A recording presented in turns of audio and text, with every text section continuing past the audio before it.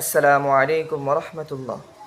সম্মানিত দর্শক, আজকে আপনারা এই ভিডিও থেকে জানতে পারবেন সূরাতুল ফাতিহা মাত্র 3 বার পাঠ করার পর চিরুনির মাঝে ফু দিলে কি হয়, কি লাভ হয়।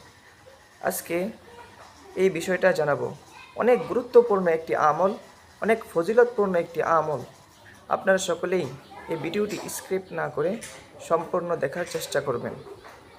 তো আসুন কিভাবে আমলটি করতে হয় আমরা শিখে নিই। প্রথমে আমরা ইস্তেগফার 3 বার পাঠ করব।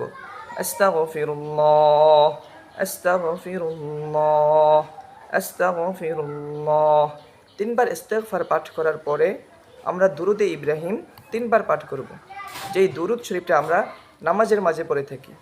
আল্লাহুম্মা সাল্লি আলা মুহাম্মাদিন ওয়া আলা আলি মুহাম্মাদ كما صليت على إبراهيم وعلى آل إبراهيم إنك حميد مجيد اللهم بارك على محمد وعلى آل محمد كما باركت على إبراهيم وعلى آل إبراهيم إنك حميد مجيد এরকম ভাবে আমরা 3 বার দুরুদে ইব্রাহিম পাঠ করব। তারপরে সূরাতুল ফাতিহা পাঠ করব। আউযু বিল্লাহি মিনাশ শাইতানির রাজীম। বিসমিল্লাহির রহমানির রহিম। আলহামদুলিল্লাহি রাব্বিল আলামিন। আর রহমানির রহিম। مالك يوم الدين إياك نعبد وإياك نستعين اهدنا الصراط المستقيم صراط الذين أنعمت عليهم غير المغضوب عليهم ولا الضالين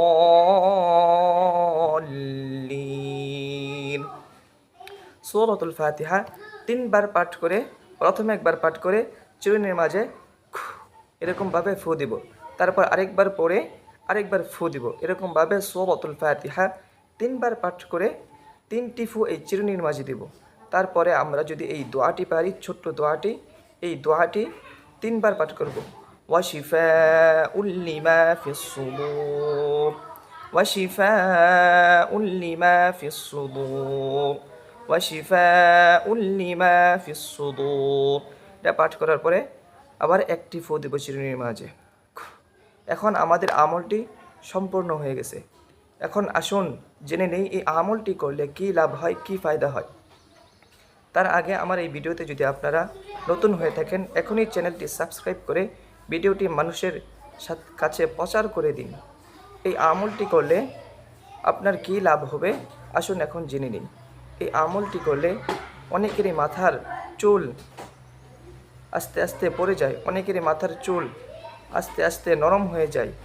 মাথা আশ্রাইলে তাদের চুল আস্তে আস্তে চিরুনির মাঝে অনেক চুল এসে পড়ে। এই আমলটি যদি আপনি করে মাথার মাঝে আপনি চিরুনি দিয়ে চুল আশ্রান, তাহলে আপনার চুল মজবুত হবে, শক্তিশালী হবে, গুড়ি মজবুত হবে। এখন চুলের যত প্রকারের খুশকি আছে, যত প্রকারের রোগ বিধি আছে, আল্লাহ পাক রব্বুল আলামিন সকল প্রকারের রোগ থেকে আপনাকে শেফা দান করবেন। সুবহানাল্লাহ। এই জন্য আপনারা সকলে এই আমলটি করার চেষ্টা করবেন। আজকের এখান থেকে এই ভিডিও থেকে বিদায় নিচ্ছি। আসসালামু আলাইকুম ওয়া রাহমাতুল্লাহ।